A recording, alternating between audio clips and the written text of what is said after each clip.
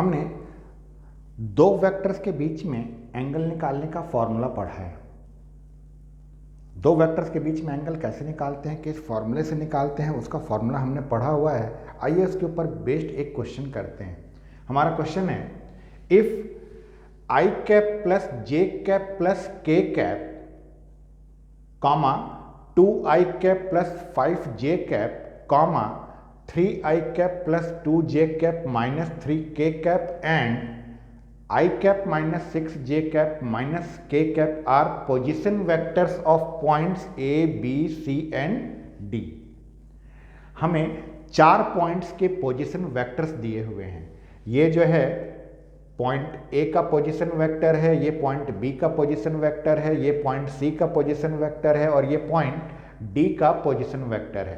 Then find the angle between the straight lines AB and CD।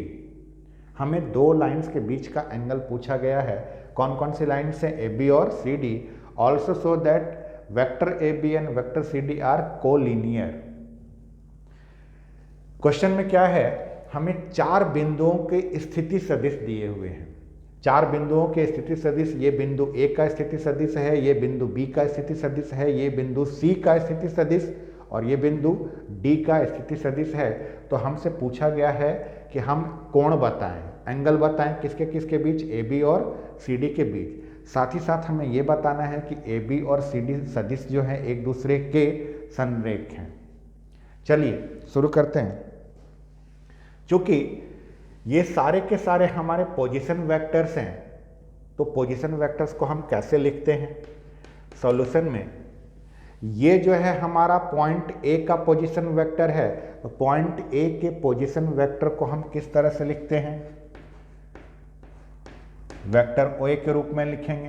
कितना है, I cap plus J cap plus K cap. ये जो है हमारा B का पोजीशन वेक्टर है, तो इसे कैसे लिखेंगे, OB vector is equal to 2i cap plus 5j cap. ये जो है हमारा C का पोजीशन वेक्टर है, तो इसे लिखेंगे OC vector is equal to 3i cap plus 2j cap, 3i cap plus 2j cap minus 3k cap. और ये जो है हमारा D का पोजीशन वेक्टर है, तो OD vector is equal to i cap minus 6j cap, i cap minus 6j cap minus k cap. हमने चारों पॉइंट्स के पोजीशन वेक्टर को लिख लिया। अब ध्यान से देखिए, आपको एंगल किसके किसके बीच का निकालना है। आपको एंगल निकालना है AB और CD के बीच में। चूंकि पॉइंट्स जो हैं वो पोजीशन वेक्टर के रूप में हैं, तो जाहिर सी बात है लाइन भी जो होगा वो वेक्टर के रूप में ही होगा। देखने के लिए आपको स्ट्रेट लाइन ऐसे दिख रहा है, लेकिन चूंकि जब पॉइंट्स हमारे पोजीशन वेक्टर के रूप में हैं, तो ये आपको अपना समझदारी से समझ लेना है, समझदारी से इतना काम लेना है कि ये और ये जो है वेक्टर के रूप में होंगे। तो यहाँ से सबसे पहले हम AB वेक्टर निकालते हैं। अच्छा, AB वेक्टर निकालना है जबकि हमें A का और B का पोजीशन वेक्टर पता हो। हमें A का और B का अगर स्थिति सदिश पता है और तब अगर हम AB वेक्टर निकाल रहे हैं, तो इसका मतलब क्या होता है, position vector of B minus position vector of A। B का स्थिति सदिश माइनस A का स्थिति सदिश। लिखा कैसे जाता है, लिखा जाएगा OB vector minus OA vector. Value put करते हैं। OB वेक्टर की वैल्यू कितनी है, 2i cap plus 5j cap minus OA vector की वैल्यू कितनी है, OA वेक्टर है हमारा i cap plus j cap plus k cap, i cap plus j cap plus k cap. जब हम इसे सॉल्व करेंगे, सॉल्व करते समय ऐड और सब्ट्रैक्ट करते समय ध्यान रखिएगा, i वाले के साथ i वाले को ऐड करना है या सब्ट्रैक्ट करना है, j वाले का j वाले के साथ एडिशन या सब्ट्रैक्शन होगा, के वाले का के वाले के साथ होता है। तो 2i में से i सब्ट्रैक्ट होगा, i कैप आएगा। 5j में से j को माइनस करेंगे, ब्रैकेट जैसे ही आप खोलेंगे तो ये माइनस के कारण सारा माइनस बन जाएगा। तो 5j में से j को सब्ट्रैक्ट करेंगे, प्लस का 4j, इसमें तो k है ही नहीं, तो यहाँ से बस हमारे पास बचेगा माइनस k। ये जो हमने निकाला, ये क्या निकाला, वेक्टर a भी निकाल लिया। अब हम निकालने वाले हैं vector CD।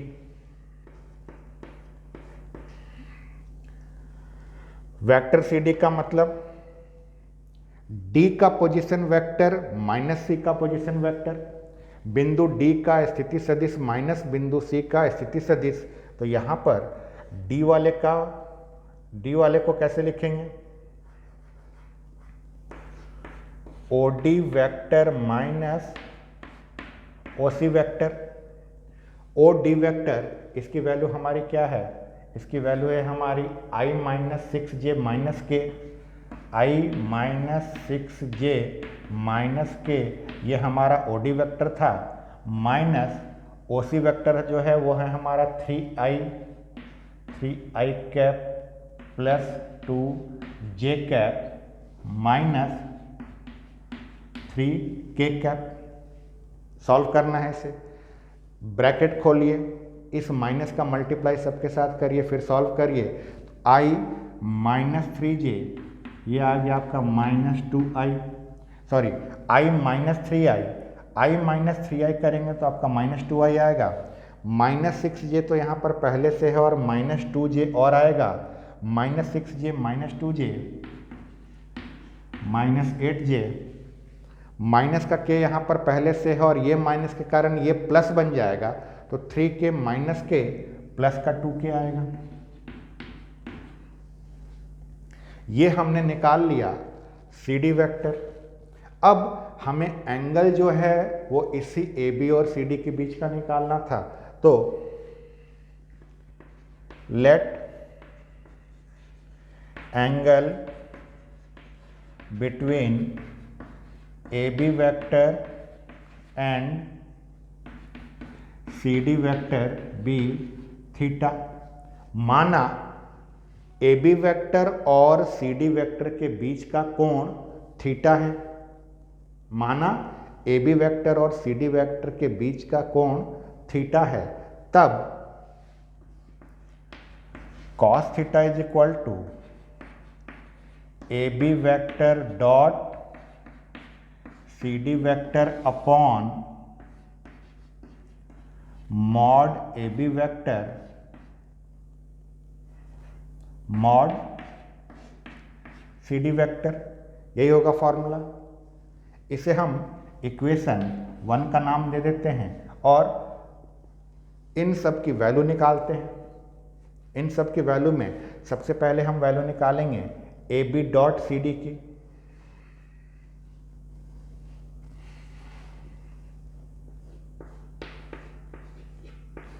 AB vector dot CD vector is equal to, अभी थोड़ी देर पहले हमने चर्चा की थी कि अगर हमारे पास दो वेक्टर्स i j k के रूप में हों तो उनका प्रोडक्ट कैसे निकाला जाता है, i वाले का i वाले के साथ, j वाले का j वाले के साथ और k वाले का k वाले के साथ मल्टीप्लाई। फिलहाल पहले AB वेक्टर लिखते हैं। AB वेक्टर हमारा है i cap plus 4j cap minus k cap और CD वेक्टर है हमारा minus 2i minus 8j plus का 2k।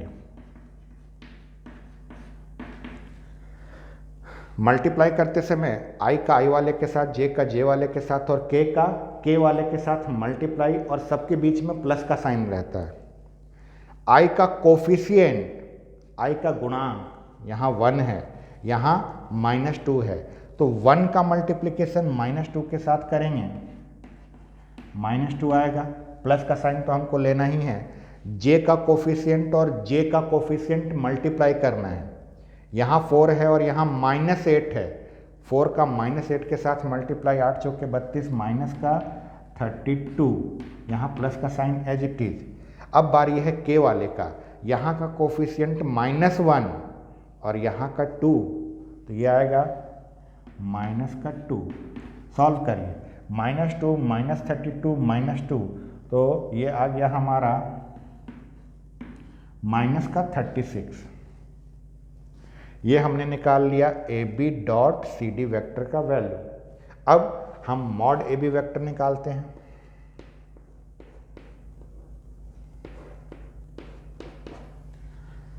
ए बी वैक्टर जो था ये हमारा ये है। अब इसका मैग्नीट्यूड निकालना है, मॉड निकालना है। कैसे निकालते हैं? √x² + y² + z² याद होगा। तो x y z की जगह पर हमारे पास i कैप, j कैप और k कैप है। तो मॉड ए बी वैक्टर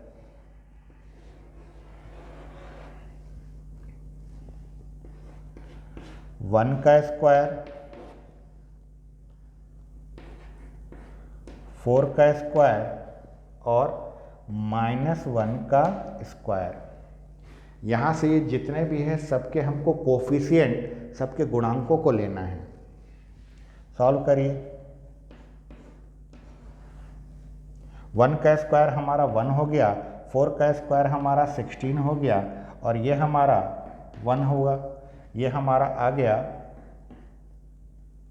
√18। √18 को हम लिखते हैं 3√2। ये हमने निकाल लिया मॉड ए बी वैक्टर। अब हम निकालते हैं mod C D vector.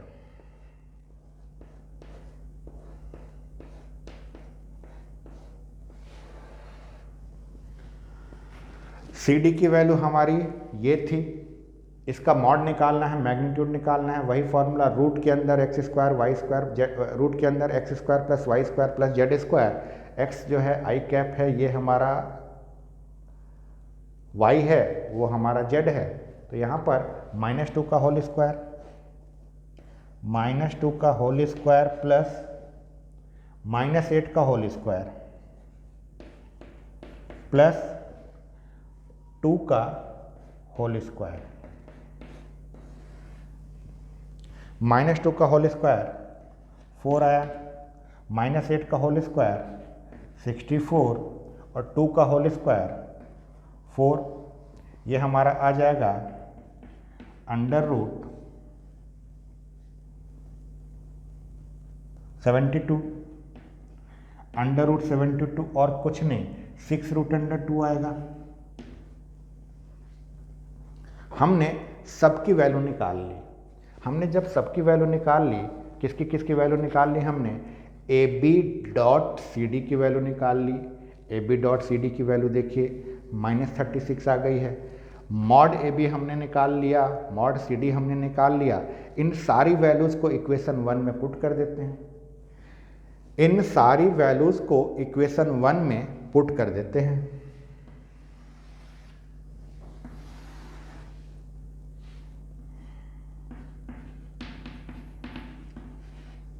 Putting, या एक काम करते हैं, इसको इक्वेशन का नाम दे देते हैं।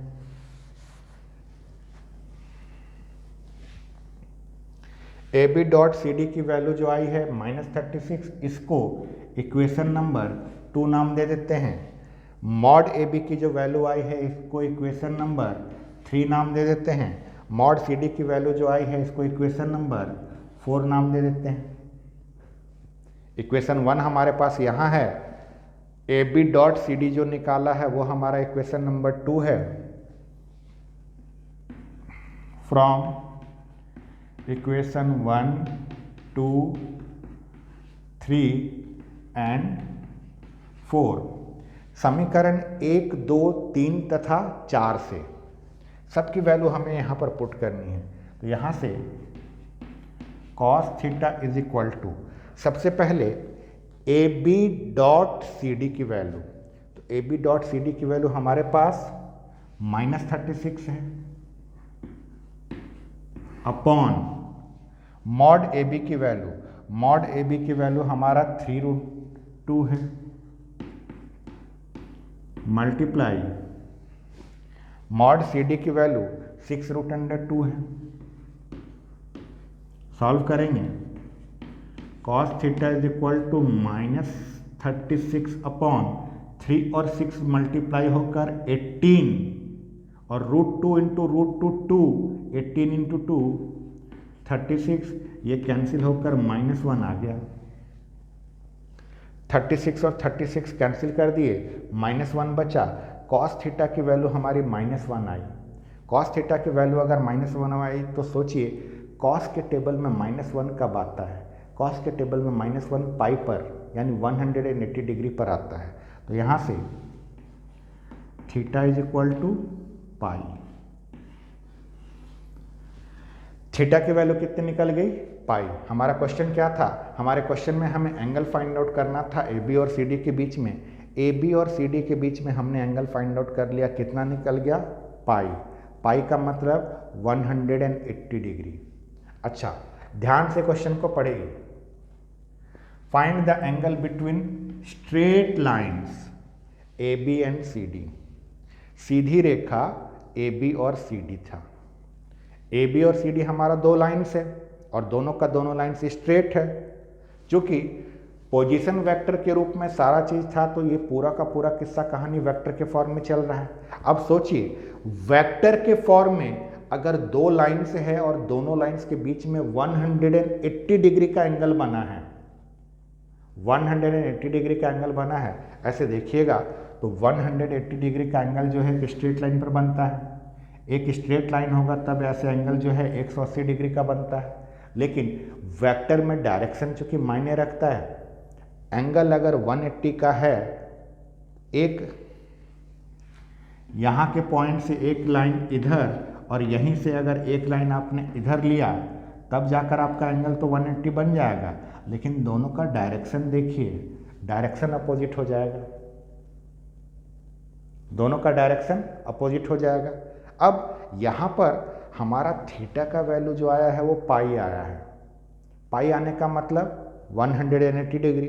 180 डिग्री में लाइन कैसा बना? लाइन स्ट्रेट बना। लाइन अगर स्ट्रेट बन रहा है तो जैसे यहाँ पर देखिए, ये मैंने एक लाइन खींचा और इसी लाइन के जस्ट ऊपर अगर मैंने एक और लाइन खींच दिया, अगर आप देख पा रहे हो यहाँ पर मैंने दो लाइन्स खींची हैं, दोनों एक के ऊपर एक हैं, तो इन दोनों के बीच का एंगल 180 हो सकता है। स्ट्रेट लाइन एक ही तो बन रहा है। तब हमें इसको जब कोलिनियर प्रूफ करना है, संरेख प्रूफ करना है, संरेख का मतलब ए बी और सी डी एक ही लाइन के ऊपर आ रहा है। अगर ए बी और सी डी के बीच का एंगल पाई है, 180 डिग्री है, तो इसका मतलब कि ये दोनों एक स्ट्रेट लाइन बना होगा। एक सीधी रेखा का निर्माण इसने किया है और सीधी रेखा का निर्माण होने के कारण ये एक दूसरे के कोलिनियर हैं। एक छोटा सा लैंग्वेज बस आपको लिखना है। लैंग्वेज में क्या लिखना है?